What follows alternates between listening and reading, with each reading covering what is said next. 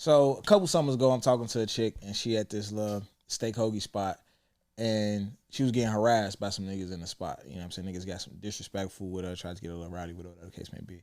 And she called me, and she had the bright idea that, you know, after I got on the phone, that she was going to let these niggas know, oh, my nigga finna come up here and do X, Y, Z, da-da-da-da-da. And she also had the idea that she should stay there until I got there, right? And I think it's important to know for women that as much as you have a man and you have a 24/7 protection plan under that man, as much as it's important for him to protect you, it's also important for you to protect him in certain ways as well. I told a story about how I had a friend, or a guy I used to be in a barbershop with a lot, who, you know, his sister was with a guy, and the guy put her hands on his sister. I mean, the guy put his hands on his sister, and he had all his homies in the house, and his sister called, oh, my brother finna slide, da-da-da-da. Brother pull up, he didn't get a chance to get out the car before they lit that motherfucker up and killed him. You know what I'm saying? So women can often set death traps for men if they don't handle these situations properly. So today we're going to talk about the ways that women can help protect men while men are protecting them. Yeah. And some of the decision making, taking the ego away, and just doing shit the right way, man. If you lazy, you waking up at fucking 3 o'clock in the afternoon and shit like that, Popping bottles, you're setting the tone for everybody because you're the leader. popping pills, That's just what comes with being a man. popping bitch ass niggas. I don't want nobody making decisions over my life except me. Not a woman, not a judge, not an officer, not no motherfucking body. When them bullets hit him up, look like son had a seizure. Run up, give it up, you know the procedure. I be sipping Jack and honey. I don't think nothing can make me feel like a man. I don't think nothing can make me not feel like a man. Chains on my collar. You can't take the benefits of being a man without the responsibilities. Give you niggas halos on God in the cake. So welcome back to Roses I Did. I'm still Terry Roseland. And I am still Jones. You know what's crazy? I was thinking of the phrase I'm still Terry Roseland when I was walking through the bar the other day. It just popped in my mind. That was so random. Yeah, I was feeling good. You was in mode that night. I was still Terry Roseland. You was in mode that night. I'm like, for sure. So highs and lows for the week. That's one of mine, but you go ahead. For sure. We was gonna switch it up. Highs and lows for the week. We was pretty much gonna talk about highs and lows for the motherfucking year. For the year. What did the year fuck teach we us? learned throughout the year? Yeah. I want to say, let me see. And I ain't gonna gear towards high and low. I'm gonna just say one of the things that I learned throughout the year that just sticks out to me is get your house in order. Mm-hmm. You know what I'm saying? Make sure you got like a solid foundation. And whatever that means to you when I say get your house in order, you know what your responsibilities is. You know what you're lacking. You know what you supposed to have in order, or you know what you're working on. So when you look back over the year, if your house not in order, 25 is a week away. Start to get your house in order. Let's see. I almost lost my life this year for the first time. That was a little traumatic. Real over there like, nigga, you'll be all right. But no, what else? It was a tough year for me. I ain't gonna lie. It was more, I don't want to say it was more lows than highs, but it was a lot of opportunities to learn this year. Mm-hmm. More so than it was I was reaping the rewards of anything. It was cool. It was a challenging learning type of year. So 25, yeah, I need this one. I need that motherfucker. You gonna kick butt? Hey, chill out. We gotta talk about that. Yeah. But listen, man, I got two main lessons I learned this year. One was a financial lesson. I spent everything I made this year. We talked about this shit, but yeah, every investment or whatever I got saved right now, I had saved coming into 2024, like from 2023. Mm-hmm. So this year, I didn't invest or save no bread, meaning I spent every single dollar I had. And the crazy part about it is I like made twice what I made last year, and I blew it all. Yeah, You know what yeah. I'm saying? And I don't have nothing to show for it. Meaning that like my biggest purchase was like having to get a new car because what happened with the last car. It was a used car though. You know what I'm saying? So it wasn't even like crazy. But other than that, bro, I don't got nothing to show for what I spent. I don't have no crazy experiences. I went to London. I really didn't pay. I paid for everything once we got there, but I didn't pay for the flight or the hotel or none of that. So I really can't say. I traveled a lot this year. A lot of it was for work, podcasting and shit like that. I can't really point at something and be like, this is where it all went and it was worth spending every dime that I made. It's kind of ridiculous how much I spent. And I think what it was I was always taught, like, if you can't manage $1,000, you can't manage $1 million. Like, the principles of how to handle and manage your money is the same regardless of how much money you get. And Rich Dad Poor Dad to teach you that. Richest Man in Babylon to teach you that. Niggas who manage money well to teach you that. Like, it don't matter the amount. It's how you manage it. And I knew that, but I didn't know the reverse. Because I managed last year's money very well. Because it wasn't like a surplus. It was like, okay, I got to be a good steward of this shit. You know what I'm saying?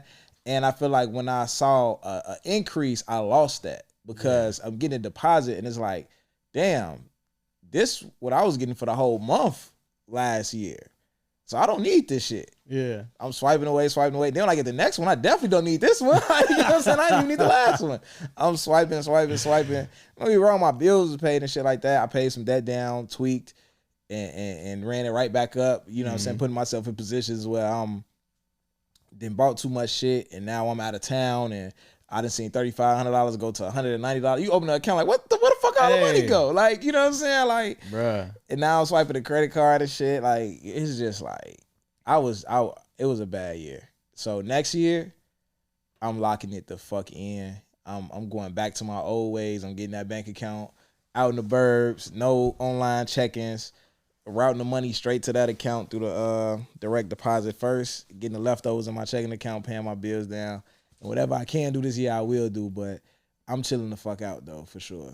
And I feel like way more people than you would realize, nigga, can have the type of year that you had. You know what I'm saying? And people don't talk about that. People ain't just gonna be flat out like, yeah, I fucked the money up. I fucked the money up, bro. It was bad. Like, I was shameful looking at my account because I'm like, damn, like, I spent all of that. Like, I spent everything. I got Chase, and Chase it's like a alert, or not an alert, but like a notification where it tell you how much money came in this month or whatever. Yeah. And I saw it. I be like, who got this money? Where did this money come from? I didn't see this. Yeah. What, the math coming from somewhere? Like, I'm like, okay, so I need to be a better steward. And we talked about this. I'm like, next year I'm gonna be a better steward of my bread. Yeah. I want to save over 30 next year. And that's the crazy part about it is that's extremely doable. You just got to live different. Yeah. Yeah, you just got to live different. Yeah. If that's, I might not be on, I might be on one boat next summer. One time. Maybe two. Nah, one boat. Man, but we gonna see. Another thing I learned. Hold us to that, y'all. Y'all hold us to that shit. Yeah. Check back in with us in March. Yeah. They gonna watch the motherfucker story. I'm like, nah, that's the same boat from last time. I had an outfit change on that bitch. I'm just posting it just now. I missed the boats. But nah, I learned this too though. I learned the difference in the value between success and fulfillment. You know what I mean? So I got a glimpse of it like back in like 2020, I want to say, when I had that What's Free shirt for Juneteenth. Mm-hmm. I made $5,000 off that shirt in a day. Right? Yeah. That's the most money I ever made in a day. And the success was making $5,000 in a day. Mm-hmm. The fulfillment was having evidence that I could create something that people value at scale. Right? Yeah. A couple weeks after that, the $5,000 was gone. Yeah. A couple years after that, $5,000 don't even mean what it meant no more. But the feeling that I created something that people value at scale feels the same today as it felt 5 years ago. Mm-hmm. And it just showed me that, you know, fulfillment is like everlasting versus success. You're only successful when you do the thing. If you don't maintain the thing or do a bigger thing, you're no longer successful. Like, it's something that you have to continuously chase. And then you come to a point where you realize that there's no such thing as having it all. Like, the richest thing in the world don't got all the money. It's always more money to get. You know what I'm saying? Having it all is a mind state that you come to and say, like, this is where I need to be.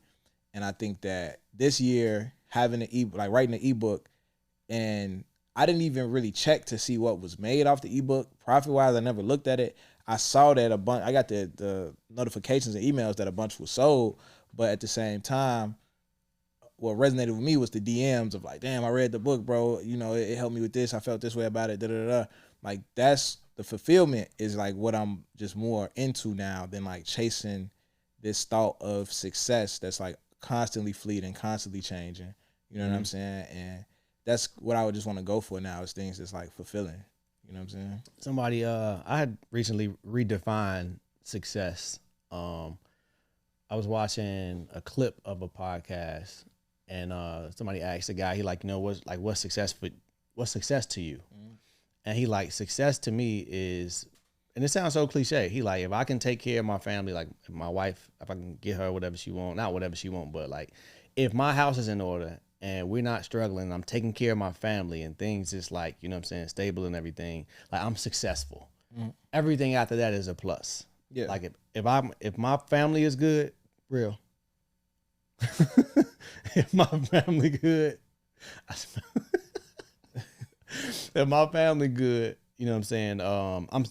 I'm successful. And I felt like I can adopt that because it changed. The definition of success changed a lot to me. Right. You know what I'm saying? It was a dollar amount. Okay, I need $250, or I need this, or I need that.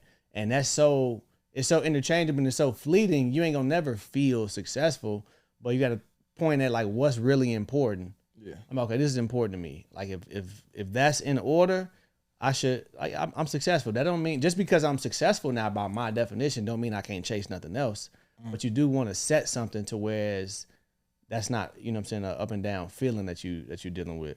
Absolutely, bro. Absolutely. Yeah, you definitely got to define success on your own terms. That's a big thing. But let's get into, we got some news. Any news? What happened in the news? Did we talk about Travis Hunter? What can men learn from Travis Hunter right now? What can our young guys watch and learn from the Travis Hunter situation? What y'all can learn is, first of all, everybody telling him, you know, this, he getting the game. It don't matter what y'all say to this nigga. He has to learn on his own. You're not gonna hear great advice. He's getting a ton of great advice. You know what I'm saying? But when you're in it, and when you're the one in love, because I'll do that to this day. We do that to each other. You know what I'm saying? Yeah. When I'm in this shit, I can give you the best advice ever. Yeah. But as soon as I'm in a situation and you telling me like, yeah, bro, I'm like, no, let me see. Yeah. You know what I'm saying? And I know better. I got to see it for myself. You know what I'm saying? So if we know better in certain situations and still not doing better, Travis Hunter ain't never been in this situation before. This is his first girlfriend, first time in love. Like, he green as fuck. And it don't matter what nobody say, bro. Is just, but the fucked up part about it, he's going to get burnt way worse than us. You know what I'm saying? Like, our feelings just got hurt, whatever. Nigga, you finna come up on millions. You know what I'm saying? And that's going to crash, and it's a horrible lesson that you finna have to learn, but he has to learn it on his own. He's going to be okay. You know, it's a few lessons. There's so many layers to this shit.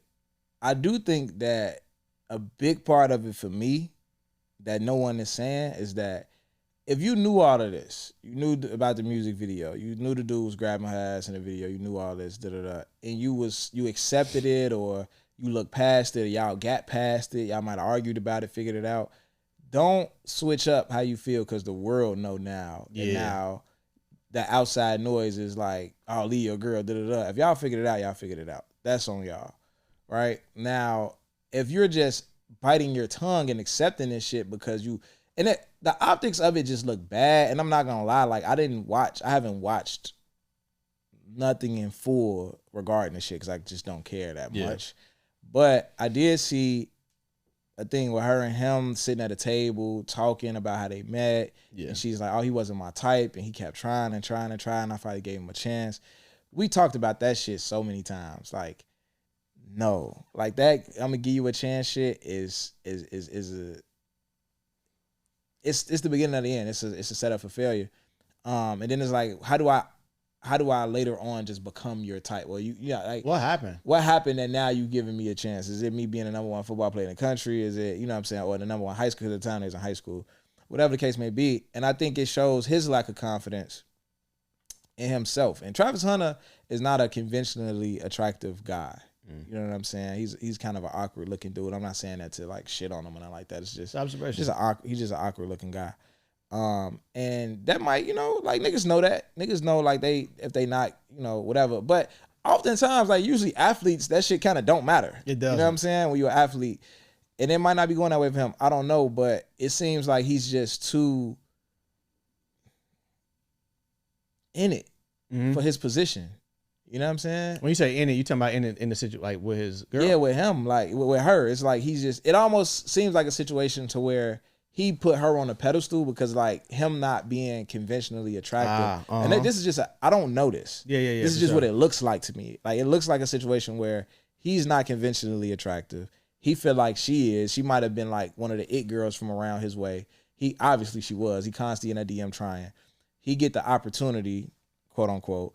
And now he feels like because she's on such a pedestal, like I got something I gotta hold on to. She gave me a chance. I might not get another girl like this, whatever the case may be. It seemed like he's in that mode, but it's like that's not your reality, bro. You know what I'm saying? That's not your reality. But a lot of the other shit they was tripping on, like her tripping after the football game and all that, like, dude, they like 20. She don't know what to do in them situations. So some of them big moments that people was tripping on her for having an attitude and this and that, it's like, she's not Savannah James, bro. And Savannah James wasn't Savannah James at some point. I'm pretty sure there's times when she had an attitude on the sideline when they was 19. That we just didn't like, see. Yeah, like, you know what I'm saying? So we ain't had social media back then, but here we are. Bro, just gonna have to, ride it out, and it's gonna be some more flack that he gonna deal with if it does blow up. It's gonna be like if it goes south, especially if he marry her and it goes south. If he marry her and goes south. Oh my God! Like all of this shit is just gonna resurface. It's gonna be thrown in his face. We tried to tell the you. Red Pill niggas is gonna. He gonna be poster child for the Red Pill niggas. Like it's gonna be. You're bad. gonna be the example. First of all, I already see people using that as example. Yeah. It was a total different situation, and I seen somebody in the comments say, "What in the Travis Hunter is going on?" you already a poster child for mistreatment, and that's kind of fucked up. It's bad, man, and it's just gonna be bad. 'Cause the Real Pill niggas gonna sell that shit to other niggas, and other niggas gonna buy in because of this one example. Man, yeah, it's gonna be bad, man. So if there's anything niggas can learn from the Travis Hunter situation, for one, I feel like when you're in a certain position, keep your relationship off the fucking internet. I also feel like if you handling shit in house, keep handling shit in house. Don't let the outside noise get to you. And the other thing is, don't ever feel like somebody is on a pedestal or whatever the case may be. Not saying that that's their situation. That's just my observation. I don't know, but if you a guy out there listening, don't put nobody on a pedestal. And I hate to quote this nigga, but oh shit, Donald Trump. Oh shit, that nigga said he was talking about business, and he said if you're not willing to walk away, you don't have any negotiation power. Yeah, and you can kind of look at like relationships in that way too, like. Yeah. If you're not willing to walk away in his situation, he has her on a pedestal. You have no leverage. You have no power. You have no nothing. And it don't matter that you're the #1 player in the country, that you got millions of dollars in the NIL, that you're finna get millions more for NFL. You still have no leverage. Even though she's maybe, I don't know what she has accomplished in life, but even if she has accomplished nothing, you have no leverage because you don't have the emotional stability to walk away. Yeah. That says a lot, bro. That says a lot. And we all been there. Because it's just mind state. I did see somebody said, I see a lot of Travis Hunters laughing at Travis Hunter. Oh, shit. That's why I'm like, look, I've been on both sides. You know what I'm saying? I've been on both sides, too. I get it. I've been on both sides, too. That's why I say that's why I started my shit off with. He's just going to have to go through it because it ain't nothing. Motherfucker definitely. I've never been on the side with the music video shit, though. No. I don't think at any point in life would I had went for that shit. I would have been hurt, but I wouldn't have been with her hurt. I'd have been alone hurt. Like that, no. Hell no. Fuck no. All right. What else we got going on, man? I haven't checked the voicemail in a while. Let's see who's been calling. Man. If anybody. Has anybody been calling? Let's see. We got one. This a text message? I didn't know they could text us. It's just transcribed now. Nah, somebody text us. Oh. And it came through. It's showing up on your voicemail side. Nah, it just showed up as a text message. Oh, okay, hold on. Let me get my shit.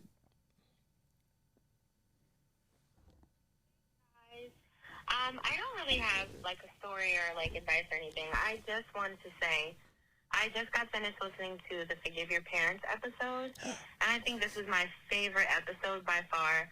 I actually even got a little emotional when I was, hearing Terry talk. And I just wanted to say, like, Terry, keep going, and you're doing amazing, and I really just hope God blesses you. And Jones, I'm so happy that you had a great experience in your childhood, that now you're able to pass that down to your son. And you guys are just doing a really great job, and I just wanted to give you your flowers for that. And also something that's a little funny, well, probably not to you guys, but to me. This whole time I'm listening to you guys are saying, oh, you have AMP. And in my head, I come from a medical background, and I'm like, what the hell is anterior, posterior? Like, what the hell are they talking about? And this episode, for the first time, I realized, because your accents are so thick, that you're saying A, the letter M, and then P. So I thought that was kind of funny. But have a good day, guys, and keep doing what you're doing. We had thick accents. That's crazy. We don't have accents, man. I never knew that. Man, the Forget Your Parents episode is crazy. I get a ton of feedback. It's been like, that's the most feedback I've ever gotten off top. And it's crazy because I don't want to talk about it. I know you don't. You know what I'm saying? Like, I don't want to talk about it, but people constantly DMing me about it. And it's just like, sheesh. Like, I be having those conversations because people, it's like, a lot of people, telling me what they went through too. Mm-hmm. And it's just like, I mean, that's a little easier of a conversation to process what they got going on than like the people who reach out and talk about what I had going on. I was like, I don't want to talk about it. But I do appreciate 1,000% all of it. But the question I've been getting asked the most about it is how to have that conversation. And it's like, I haven't done it. Right. And I don't know if I said that on the show or not, if I had it or not, but I haven't. So I don't really know. But I know that the one time I tried, it was kind of 2 times it was mentioned. One time they both act like they know what the fuck I was talking about. And then the second time my pops kind of brought it up, and he was like, my mom, I guess, was saying, complaining about me not coming around, or not staying around and not coming around for holiday, whatever she's complaining about. And my father was like, he was telling me about it. He was like, your mom was always complaining. And he's like, I told her he's still mad because you kicked him out. And I'm like, it's important before I had that conversation for me to know exactly what I have a problem with, so I can express that clearly without it being minimized. Because the thought that like I'm mad because she kicked me out is not even the tip of the iceberg. Yeah. You know what I'm saying? And so for anybody wondering how to start that conversation, I think it's just like, let's say your father wasn't around. Are you mad because he wasn't around, or are you mad because you had what you had to go through because he wasn't around, and the things you didn't know about life, and the lack of access, and the times that you needed them, and you know what I'm saying, like whatever you went through. Like for me, it's not that you kicked me. If my mama kicked me out and I was gonna stay with my grandma for a couple months or years or whatever, I don't think it would be this hard. But it's the fact that it's not that you kicked me out, it's the places I had to sleep. The places I had to wash up, like going to work early and trying to put a fucking garbage can in front of the work door and wash up in the bathroom real quick. You ain't looking at yourself in the mirror doing shit like that. So it's like, it's some of those experiences, when I was living in Bro Crib and it's like no lights, so you can't eat. You don't got enough money to eat a bunch of fast food, but you also you can't eat shit that need a refrigerator that you got to keep cold. So you got to eat certain shit. Learning how to live like that is like something nobody should experience. And it's like that type of shit is what's makes it hard. You know what I'm saying? And it fucks with your pride. I think that was the big thing the whole time, was like, I feel like I was losing my pride. And I think that's what makes it so hard to forgive, or even hard to talk about, because it felt very shameful. Yeah. Like not, I was saying like how I didn't want to tell my friends and shit like that. Like, or like calling your homie,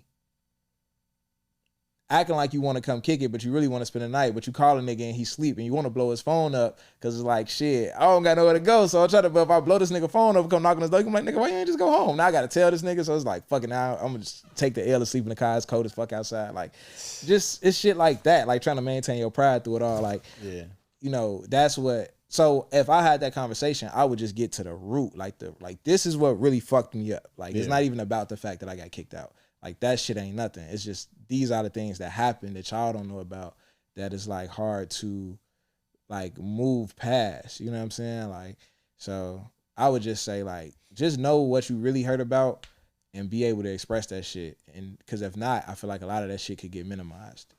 You know what I'm saying? And then you might have, then now you got to have a conversation 10 more times because you ain't say what you know how that shit is. Like, you ain't say what you really wanted to say. Like, oh, wait. You know, so I don't know, man. That was a perfect example of the picture of an iceberg. Like the top of the iceberg is you kicking me out. Yeah. Everything you just explained is the It'd be like the aftermath, like all the other shit that go on and fuck with you. But getting into this topic for today, I know you wrote a lot about the topic. I don't know if you want to kick it off or not. If not, I can. Yeah. So like your angle, the story you opened up with, it was like our physical safety. For sure. You know what I'm saying? So I'm gonna go on a different angle. So but well, because I don't want to go back to physical if you're not okay, going go physical. Okay, so on the physical side, this is all I really want to say about that, right? There's this tale. I don't know how true it is, but it's history. I read it. I read it. They validated it, huh? Yeah, I read it. I was reading about like ancient Africa and certain civilizations where like the woman was known as the protector. Like it wasn't like the man is the protector. That wasn't his role. Like it was the woman's role to protect the man. And it's like these statues of like ancient, even in Egypt, it's statues of women with their hand around the man's waist. And that was like a symbolism of like her protecting him, like her like kind of cuffing and covering him. And the thing was, she wasn't protecting him physically. Yeah. She was protecting him from his own ego. She was protecting him from his lack of respect for danger. She was, the woman's lack of ego lets her have this great intuition to be able to see danger from a mile away. Whereas a man could be standing in the face of danger and just feel so bold, like, I don't fuck these niggas. Like, I don't care. Like, you know what I'm saying? But the woman being able to say, like, nah, let's go this way. She, before you even know them niggas coming, she like, nah, man, let's go this way. I don't even, you know what? I'm not even hungry. We can just, like, go to the crib. Like, so, you know, I think that's really powerful to have a woman like that with you. Or even just, it might have niggas around you. We all probably had the experience of there's some niggas around us and we dating a girl and she like, hey, that nigga right there, like, don't fuck with him. Like, it's something to that nigga. Like, you know, and it's definitely happened with me. So I think that that's how a big way how women protect men, even in the physical, of just using their intuition. But also in those situations, just bringing that to real life. You know, if going back to the story I told in the beginning, if there's a situation where you're a young lady or you're a woman, you're out, niggas is harassing you, niggas violate whatever they do, right? And you calling a guy. It's not smart to announce to the niggas that the guy's on his way because you putting him at a grave disadvantage, depending on how he pull up. If he pulling up guns blazing, however he doing, he might be fine. Like if that nigga's John Wick, he might be fine. If he a regular nigga with a gun or a regular nigga who can fight or a regular nigga who just pulling up for his girl, you could be putting him at a great disadvantage because he don't know, if you at a spot, there's hella people in, he don't know who you into it with, but the way he gonna come up, they probably gonna be able to spot him, even just his mannerism, the way he walking, how he moving, and they ready for the situation. They probably more prepared for the situation than he is, depending on how the shit goes. So a lot of the time, and the other thing is even staying and posting up. If the niggas is harassing you, what the fuck is you still here for waiting on me to get here? If you that tough to post up and wait it out, just go ahead and fight them niggas yourself, baby. like you that tough, go ahead and scrape them niggas. You know what I'm saying? But I think that I feel like a way to do it, because there's plenty ways to do it, but a way to do it is to get away from them niggas and call your nigga and then leave. Tell them niggas, hey, this what they had on, this what happened, woo, woo. If that nigga want to go in there and straighten one of them niggas out, then he could do that. If that nigga want to go in there and holler at him, he could do that. If that nigga just want to go peep the scene and make sure you okay and leave, he can do that. That's up to him and whatever risk he want to take with his life at the end of the day.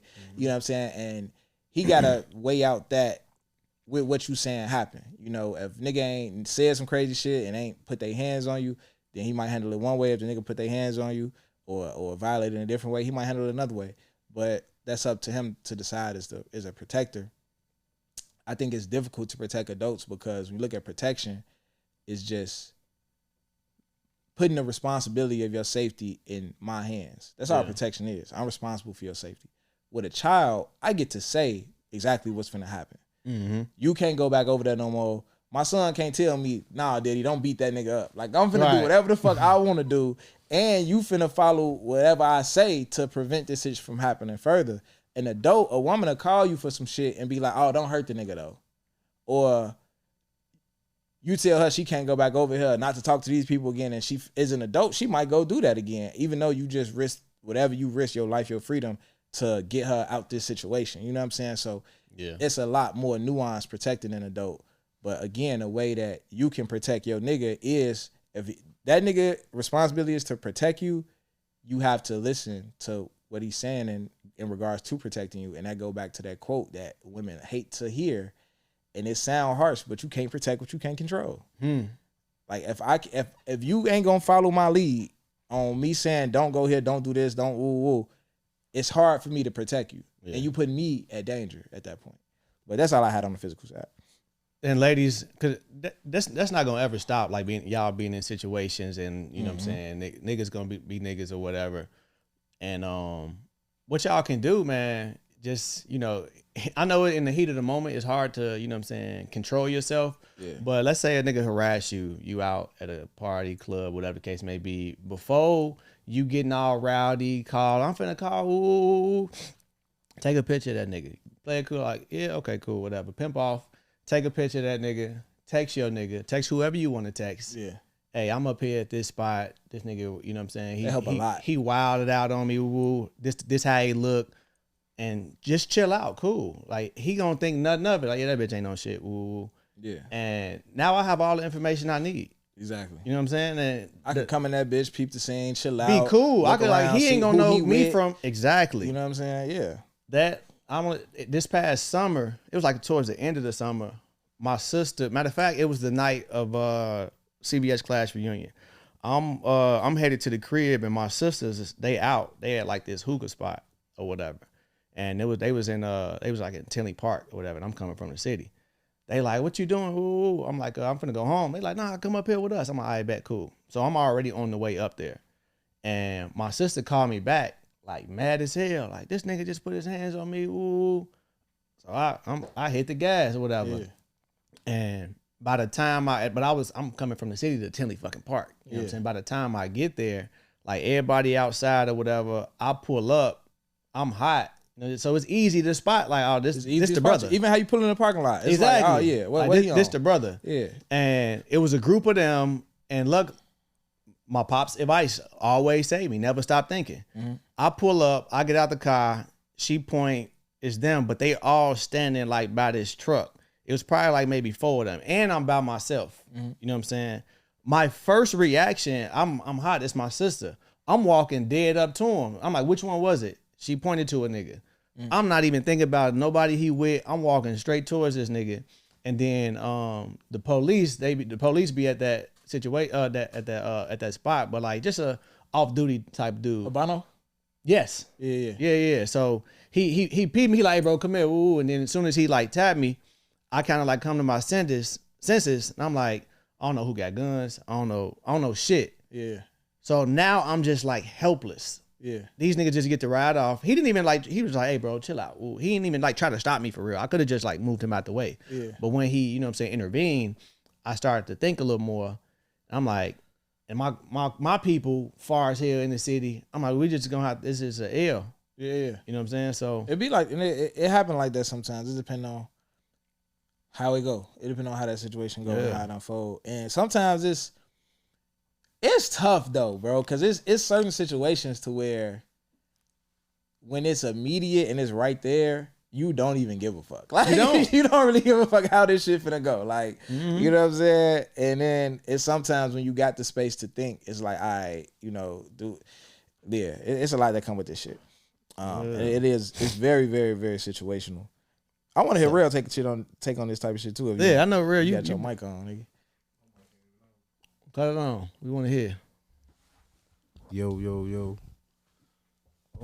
Shit, I really feel like you're right. It's really up to the female. I don't know. I think we tapped on this subject before as far as like just being responsible for your nigga. Like, If you call me, but you put me in a situation for things, just like, what am I really protecting you for? Right. If you gonna be the cause of me being in harm, like if you ain't out here in the spot of putting yourself in a situation where even if, because it's like sometimes niggas be creeps, it be all type of shit going on, so it's like it's cool, but it's like you got to be aware of the shit. Don't just be bold. Oh yeah, well I'm finna call my nigga and get on the phone with me. Now you woo and he on his way and woo. So yeah, as soon as I pull up, they waiting on me. Yeah, Right. I don't know who I'm pulling up to. I don't know who with them. You shit probably be a don't jam. even know who all with them. You know what I'm Yeah. saying? Like, cause you so hot, you just this nigga. It's people watching. You know what I'm saying? So ain't nobody telling. But you gotta be aware though. You know, to be aware is to be alive, and that's for the females too. Especially if you got a nigga that you know gonna come protect you. Like, you know what I'm talking about? I ain't gonna say like he gonna crash out, but like if you know like. even if you just pull up step to a nigga like, hey, bro, this is my lady, chill the fuck out. And that shit Sometimes can it be go that. overly left for him. It could, You know what yeah. I'm saying? It's like, now you done called him and it's like, all right, well he might still on the nigga, but it's 20 other niggas with him. Now they done beat the nigga to death or beat him and putting that he in the hospital. Yeah. You know what I'm saying? Anything. So it's like, you definitely got to know like everything that's going on around you. You got to be cautious about it. Just don't be so hot to like, oh yeah, I'm finna call this nigga and he coming and he on his way. Like that shit played out. Hell yeah. Unless you want the nigga to die, especially in Chicago, because that's Man, definitely that's what you doing. You damn near calling a nigga to his death when you do shit like that. Because It's different out here now. Yeah, I'm it's been waiting on different for a while. I'm waiting on you. I'm pretty sure anybody else waiting. Y'all, your brother coming, your people coming. They woo woo. Cause Ain't nobody no hoe, not in Chicago. and everybody gonna be thirsty to prove that. Cause now that you can call the motherfucker, now it's like I can't leave. Cause now it's like, oh yeah, your whole ass left. Cause I called her. I called my brother. And that, you know what I'm saying. So now it's like now they on the internet. Now I don't want a motherfucker saying this. It's phones everywhere. So 9 times out of 10, somebody recording the argument. So lot, it's like, man. nah, And this nigga done disrespected you and this bitch. He ain't even have his gun on him. You didn't told him I'm on the way. He done went and got his gun. He ain't get the Glock. He got the Drake. He got a nigga sitting in the car with the Drake. He in that bitch with the Glock on him. It's over for me. Like it's over with. it's fucked up. I'm pulling up looking tough and huffing and puffing and chest out and walking fast. And It's cold as hell. You ain't got no coat on. You hop out the car, no coat, The motherfucker that t-shirt hopped out on. right They, behind you. there you go, Oh right my there. I heard this fucked up to get shot in the cold. For real? I heard. I don't know. I heard getting shot don't hurt. I heard it's just all heat. I heard it don't hurt. Well, I don't want to have any take on that. I don't know. I got a homie who got shot and stabbed. He said getting stabbed is way worse. I've been stabbed before, but he said getting stabbed is way worse than getting shot. Wow. Yeah. I've never been stabbed. I've been shot before. It don't hurt. Well, I ain't gonna say it don't hurt. It's like it's not pain. It's more pressure and numbness than anything. Like it instantly kill your feeling wherever you get shot at. So it ain't like it's like, it hurt. It's more like Shock. yeah. It's like, boy, my shit heavy and I can't move it how I want to because I done went numb and my shit a noodle or my arm just dead. That shit crazy. Stop getting shot, bro. Please. I'm trying. He said I'm trying. That's some hell of advice, boy. Stop getting shot, man. That shit crazy. But nah, but yeah, so how can women protect us like outside of like the physical aspect of sir. it? So before I go into like the how-tos, how can y'all protect us? Let's talk about, you know what I'm saying, some traits that y'all can women y'all can have when protecting men. When we just gonna say black men because we talking about, you know, us. So a trait that you should have is awareness. Right? That's the number one trait. Presidents, celebrities, they protect it because the people around them, they have a high level of awareness of potential threats. Yeah. Right. So they just always on point. Celebrities, presidents, they will protect it. You ever been out and seen like a security guard do too much, and you're like, damn, dude, they didn't even take all that. Yeah. You know what I'm saying? But to like an untrained person or to like the outside looking in, to you, it don't take all that because you're not responsible for protecting anybody. You know what I'm saying? Your perception was like, it don't even take all that. So I feel like a lot of women don't have the awareness of how to protect black men, especially when sometimes y'all are our biggest threat. You know what I'm saying? You're not aware of just how powerful your mouth is. You're not aware of, you know what I'm saying, how you handling us. It could that could be the threat. Like men, we don't need y'all to protect us in a lot of different ways. Like we got it, but there's certain ways that we need our woman to protect us. I'm in a bar in New York recently, right? And they wasn't doing it on purpose, but it is what it is. I was in a bar recently, and it was time to leave. Yeah. So I'm with 4 girls, right? We in the bar, we kicking it. Time to leave, lights come on. They still kind of sitting around talking, trying to finish their drinks. It's probably like us and 3 more little crowds of people. Everybody flushing out. 5 minutes go past, 10 minutes go past. We the last ones in there. They putting chairs on tables. They mopping the floor. I'm looking like, what the fuck? Like, because I'm telling them, like, hey, come on, let's get up out of here. I'm out of town. They from here. You feel me? So they got a car outside. They trying to figure out what the next spot is. I'm like, hey, but they lit though. So I'm like, hey, y'all, let's head towards the door. It's cold outside. Ooh, they don't want to stand outside. But I'm like, hey, let's keep it moving. The security guard then like lightly told motherfuckers, like, hey, y'all, like, let's go ahead, get up out of here. Woo, woo. So now they get to tweaking with them. They get to like, y'all trying to put us about this little weak ass bar. I don't want to be in here anyway, woo. But they still standing there. And I'm kind of like, I don't know y'all like that to bug up on y'all. So I'm trying to not get out my body with y'all. Yeah. Cause y'all really tweaking with him. And if he get to tweaking with y'all, me and him finna be into it. Yes. You know what I'm saying? So you putting me at risk because you trying to tweak with him, but you not thinking ahead to what's gonna happen if he get to tweaking with you. You know what I'm saying? And now I gotta step in the middle of that. And it's 6 security guards in this bitch and me. Like, you know what I'm saying? They not gonna try to mop the floor with y'all ass. All the attention is gonna go straight to me. Like, all 6 of them niggas is gonna be like, yeah, get him. Fuck is you talking about? So yeah, that's a perfect thing what you just said, like how sassy they could be or how, you know, so, and I want to position this like these are things that men need to look for when you're dealing with women that you're dating, that you're hanging out with. It could be a platonic female friend that could put you in some of these positions. It don't have to be a chick that you know, your girl or whatever like that. But I don't want to position it like, you know, because women, it's a lot of women listening, obviously. But I want to talk to the guys on this and what they need to be looking for. But go ahead though. For sure. And your example, I'll lay it back to their level of awareness just was non-existent. Exactly. Because if your awareness was up, like, okay, it's 4 of us, we tweaking with him, this man not gonna hit us, he's gonna have to protect it. If you play out the scenario, and it all goes back to what my pops teach me, never stop thinking. Right. If you play out the scenario in your head, you'll 9 times out of 10 make a better decision. Yeah. Versus just impulsively acting. Exactly. The impulsiveness in that situation was, nigga, fuck y'all. But if they'd have thought about it for a little bit, like, nah, we ain't gonna put Terry in that situation, and y'all would have been out that jam. Yeah. But to bring it full circle, so ways men protect women.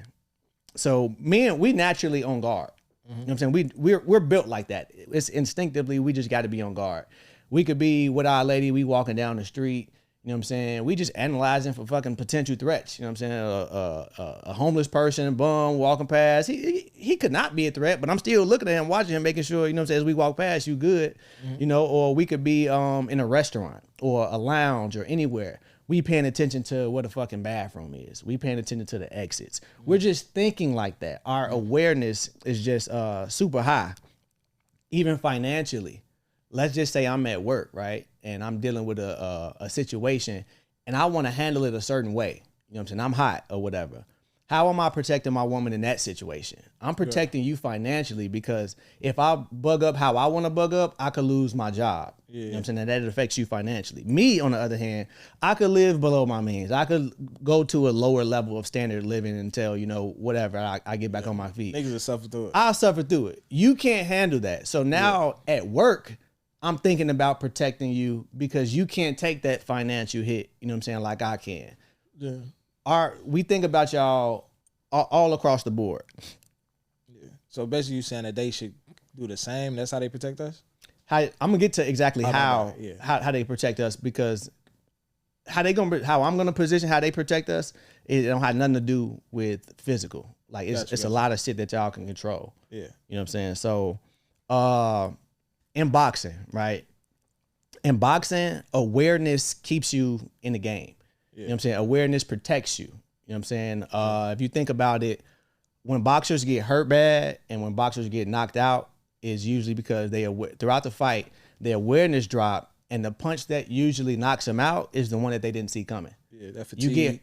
You get fatigue. You get hurt the worst when you didn't see it coming. Absolutely. So how are women not protecting men? So women not protecting men because it goes back to your level of awareness and your mouth. Yeah. You know what I'm saying? Yeah, our biggest threat, like is what y'all say to us. Yeah. You know what I'm saying? How you're projecting on us and just how we feel about, I don't want to say how we feel about ourselves, but y'all have a big influence on that if you're our woman. Yeah. So if you say something in the heat of the moment and that's irreversible, it's irreversible. And that's like the boxer getting hit with some shit that he didn't see coming. Yeah. And I can't really, it hurts me. It's hard to come back from that. Yeah. Fight damn near over. It can shift how I view you. It can shift how I view this relationship. It could shift the value I see in myself in this relationship. Yeah. All because your level of awareness was low and your mouth was the biggest weapon, and I just got blindsided by that. Absolutely. You gotta watch what you say. Like, yeah, they go for anybody in a situation, in a relationship, whatever the case may be. You gotta watch what you say, man. Like, you cannot take shit back.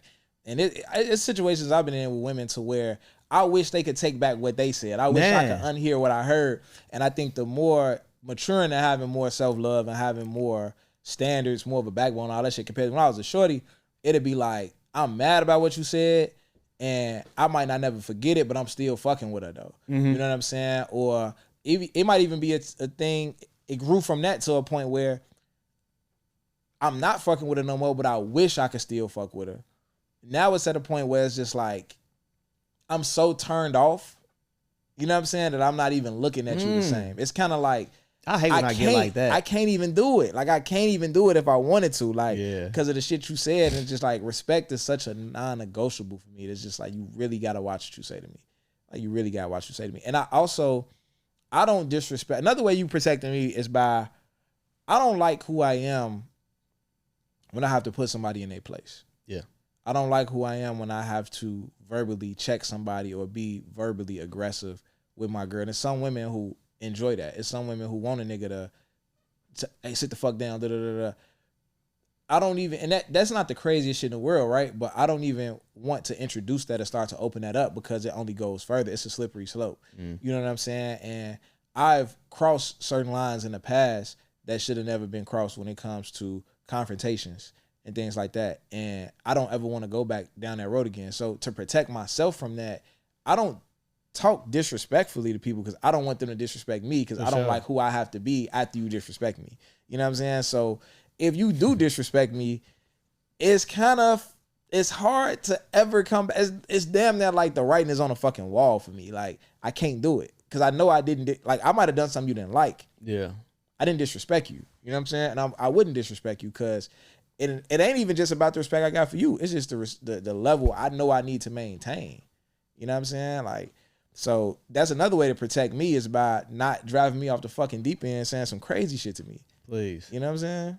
And it's with me, I feel the same way because with me, I don't argue. I don't, it take a lot for me to quote unquote crash out. It take a lot for me to yell. It take a lot for me to, it take a lot to get a reaction out of me. That's been me my whole life. I didn't have to practice that. That's just a part of who I am. So if you say a certain thing or if you cross that line, I'm damn near still not gonna crash out. But the consequences, I can't fuck with you no more. Well, yeah. Just to protect me. Yeah. Because what if I can crash out? I ain't gonna, it ain't gonna be that type of crash out. But I don't like myself when I'm like that. Yeah. I don't want to yell at my woman. I don't want to, you know what I'm saying, just go in that mode. Yeah. You know what I'm saying? So, and it's crazy because I used to view myself the same way, and I kind of still do. In a sense, it takes a lot for me to get mad. I mean, y'all niggas don't see me mad and shit like that. Right. However, like I would say this, before different situations happen, I would say the same thing about myself. Like, I'm never gonna crash. I'm not projecting that on you, but I'm saying like for people that's listening,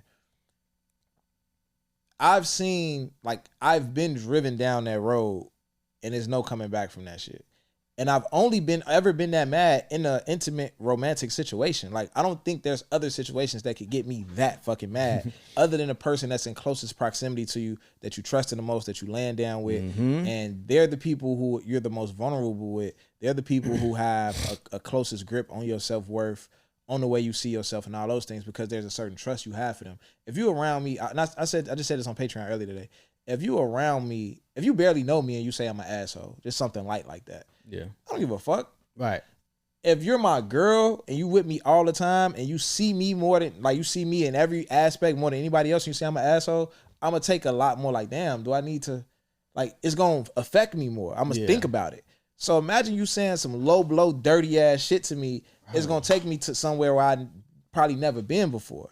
You get what I'm saying? Especially with other shit that go on in relationships. So once I saw my capacity for what I'm really capable of, shit that I didn't think I was capable of, lines I never thought I could cross, it's like, oh no, the boundary, like from that line, right? Like it's not like I set a boundary at that line. Like, oh, I get that mad, but I ain't gonna do that. Like, nah, the boundary way back here. We can't even have them type of conversations. Like it can't go there at all. I'm not fucking with you. Like I set the boundary so far back. I got so much cushion.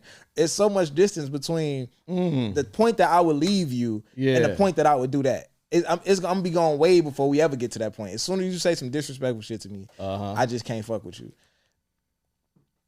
That's it. You saying I guess it's me protecting myself. Nah, for sure. Yeah. 100%. And that just reminded me, remember the situation I brought to you? We was in the car and about how motherfucker lied on me. Yeah. Type shit. Oh, yeah. So I was talking to the person involved in that, and you gotta give a little bit of the story so they know what we talking about though. You don't gotta give a lot, like too much though. Okay, so basically, somebody that was close around me while I was like on vacation, well, not vacation, when I went to my homie wedding, somebody close around me was going back and just basically reporting all of my moves or whatever I was doing to somebody who I used to be in a relationship with. And they were just telling everything or whatever. But once I found out everything that they were saying, she told me like everything that was said about me. And I'm like, whoa, hold on. Like, it wasn't like that. Like, it was just some wild ass lies. Yeah. And I'm like, why would you know what I'm saying, say that? And it was to the point where it was really attacking my character. I don't give a fuck what people think or whatever. I wouldn't have defended it. I would have just been like, whatever, if certain things wasn't said. Yeah. So now I'm trying to get to the bottom of it. And low-key, I did get to the bottom of it. And now I'm working through, you know, how I'm going to, handle that situation. But I was talking to her the other day, and she thought I was past it. Yeah. And I had brought it up. I'm like, yo, I still, you know what I'm saying? We got to talk about this. Woo, woo. She like, damn, like why you still mad or whatever? And it was her first time seeing me like still upset, like, or upset for real. Yeah. Like, nah, like you just can't, you don't throw a rock and hide your hand. Like, not them type of rock. That was a fucking boulder you threw. I didn't do shit to you too. I didn't do nothing to you. Yeah. You know, so I'm still, so my point is, that was one of my lines that I didn't even really know I had. Yeah. The boundary and the action was right here versus like, your situation, you set it up. So I don't get like that for a lot of situations. So if I do, I feel well within my right, and I don't give a fuck how this shit play out. Absolutely. So let's go into like the how-tos, how women can protect us. So I always like to say, like, a good woman is the battery in her man's back. You know what I'm saying? A good woman. And that the best help that we can get is going to come through her words to us. So a good woman is a battery in a man's back, and the best help that we can get from y'all is the words that you say to us, because everything else is our responsibility. You know what I'm saying? Like financially, like physically, and all of that. It ain't too many ways that you could protect us for real. And I'm thinking outside of, situations like how you just said. So encouragement, reassurance, spiritual protection, being peaceful. And as I'm saying all of this, how women can protect us, it's usually going to be somebody that's like, well, what y'all going to do for us? Like, how y'all going to protect us? So if that's your mindset, you're part of the problem. Like, right now, we talking about how women can protect men.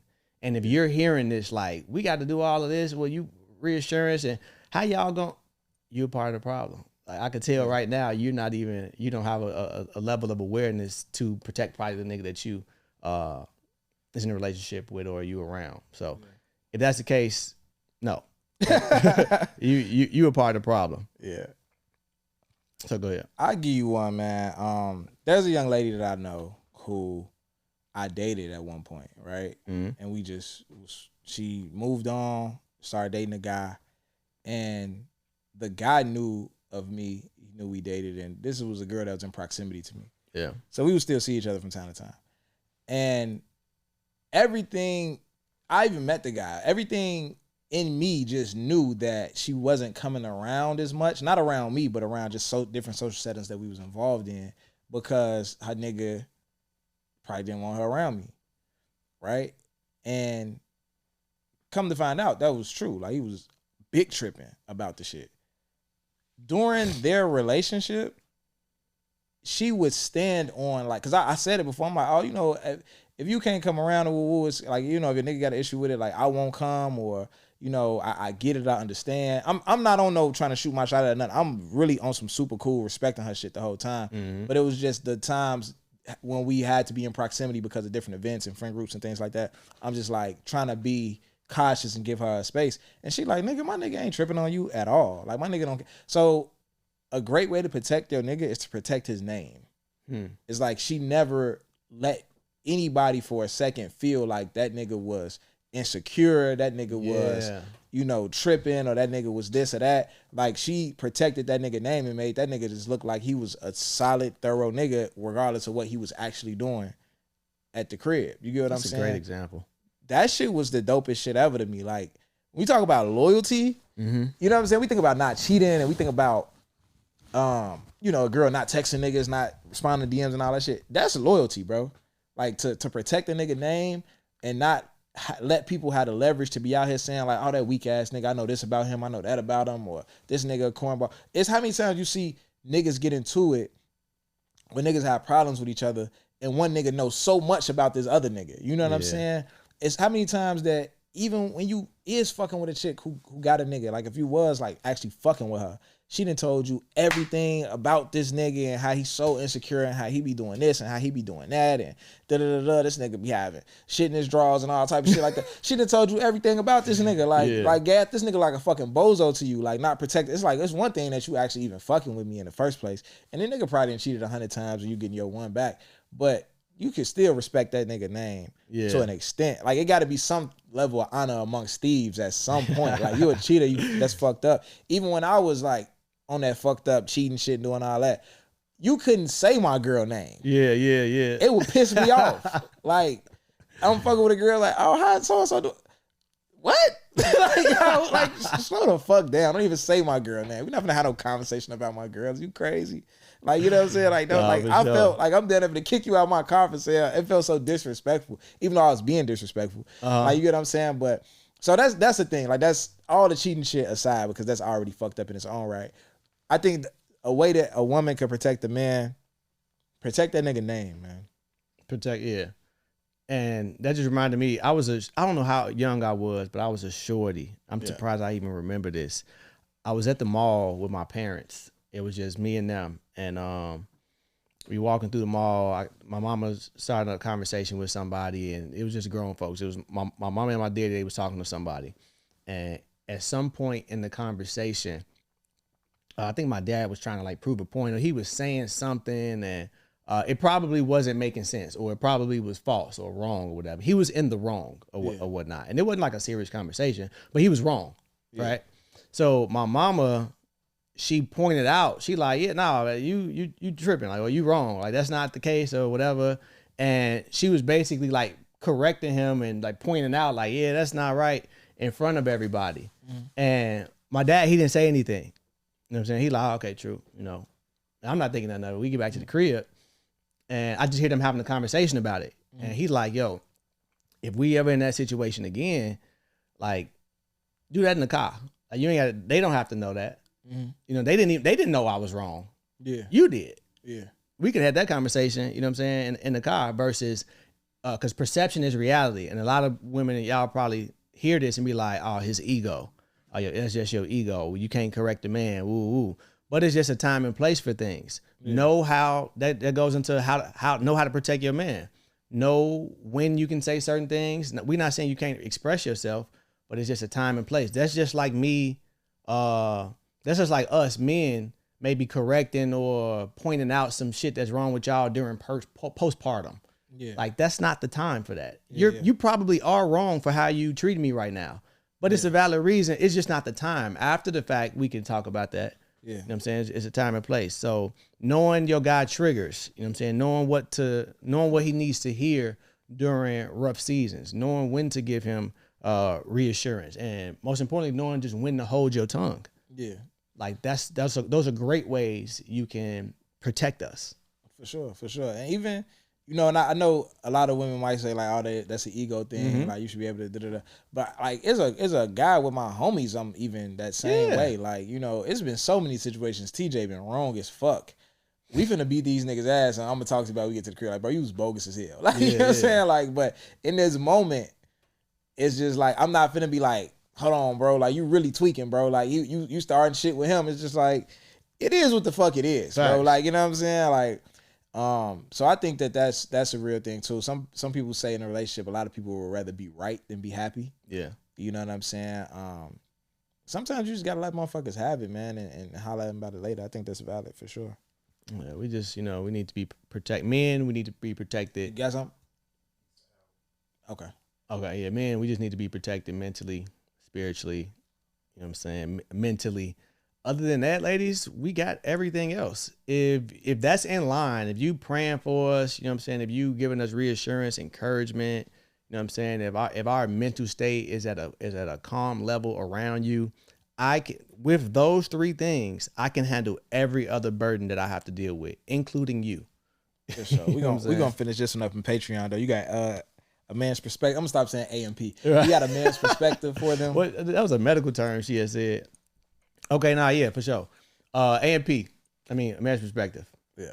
Ladies, you ever like break up with a nigga and you see your ex with a new woman and you look way better than her? Like, in your eyes, like, this nigga, he definitely just downgraded. You know what I'm saying? It looks wise, just like, this is what you attracted to, this is what you want.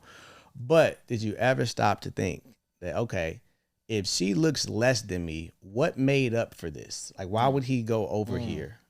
Like, cause I know my nigga. I know my ex nigga. He, you know, he could be shallow. You could be talking about me. I'm a shallow nigga. You know what I'm saying? Like, if you're so big on looks and now he's with that, and I'm not saying she's ugly. She just looks less than you. So what compensated for it? Why would I trade that out?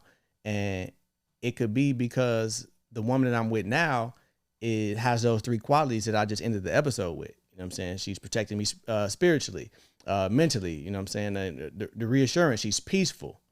Niggas will absolutely trade that out. You know what I'm saying? Over looks. You know, so those three qualities are more important than you think. I want you to think about it like this. If you got a job making $250,000 a year, but you work in 70 hours a week, right? And you get a job offer for 175 and you only working 40 hours a week. Did you take a pay cut or did you gain peace and some of your time back? For sure. You know what I'm saying? So that could be the same situation if you see your ex nigga talking to somebody who looks less than you. I guarantee you she's making up for it in a way that is way more valuable to him. Yeah. And to add to that, I think when a woman is joyful and radiant in her energy and treating you right, she looks better to you. Yeah. Like, I've been around women who have been very attractive with some fucked up attitudes, and it's another chick that's so cool and chill and relaxed and humble. And she just got this glow about her that's like, gee, she cold. Like, everybody see it. All the niggas like, she ain't got no ass for real. She just a little cute, little curly hair chilling. Like, she chilling. Like, she ain't got shit going over it. But every nigga like her, though. You know what I'm saying? But it's like these baddies over here with these fucked up attitudes. And we like, nah, I'm fucking with shorty. Like, so it's one chick that you send me. And she cold. And every time you send it, I'll be like, no, get her the fuck out of here. Yeah, I still. Yeah, she is. Yeah, she cold, though. She cold, but no. I feel you 1,000%. Yeah. Boy moms. My advice for boy moms today: teach your sons real protection. All of that walking on the outside of the street, facing the door in a restaurant, it's bullshit. That's not real. When is the last time a car hopped the curb and ran somebody the fuck over? Like, it's not happening like that. You facing the door at the restaurant, you don't got no gun, you don't know how to fight, you don't got no X-Plan, you out the restaurant, you gonna be a fucking witness. You gonna just see a nigga coming in guns blazing and shoot the stove up, and you gonna be able to tell the police what happened. That's all you sitting facing the door for, unless you actually know how to protect somebody. So just throwing something out there is a tidbit of protection to teach your son. when you, and Jones said some of this in the beginning of the episode, when you walk into anywhere, a lot of teenagers is going to house parties in college and high school, crowded places, whether your son is a little old, he might be in his 20s, he just start going to bars, clubs, things like that. When you walk in anywhere, especially with a woman, your first thing you should be looking for is the exit, alternative exit, right? Where's the exit signs that's lit up in the room? Where's the back room of the restaurant? Because there's probably an exit back there somewhere. You need to identify all the exits first when you walk in anywhere. The second thing you need to do is know where the bathroom is. For one, your girl is going to have to use the bathroom. So, you know, it's gonna look cool when she wake up like, oh, when she get up and be like, oh, where the bathroom, man? You be like, I was right there. you already know, you already peeped the scene. And if something do go down in there, that's maybe somewhere where y'all could go for safety if some shit, if it get a little too crazy, then you can't get to the exit. And the third thing is find out your girl somewhere to sit as soon as y'all come in. You know what I'm saying? Don't have your girl standing up in the middle of a party. How many times you been in the middle of a house party in Chicago, some shit go down, fight break up, shit get shot up, and you in the middle of that bitch. You ain't nowhere near a door. You know what I'm saying? Like, you in the most fucked up situation in the world. So know where them exits are. Try to be in proximity to those exits, especially at some type of party or event where everybody's standing up. And immediately find your girl a seat somewhere where she comfortable, she relaxed. Y'all stuff is over there. Y'all stuff is tucked. She got somewhere to put her purse. She can put her purse between her and the wall, whatever the case may be, instead of y'all just standing up, holding up the wall and things like that, man. So again, boy moms, teach your sons a few things about protection when it comes to still have them sit facing the door, but make sure that nigga know how to fight. Make sure he know where the exits is at. Make sure he know where the bathroom is at. Make sure he's getting his lady a seat.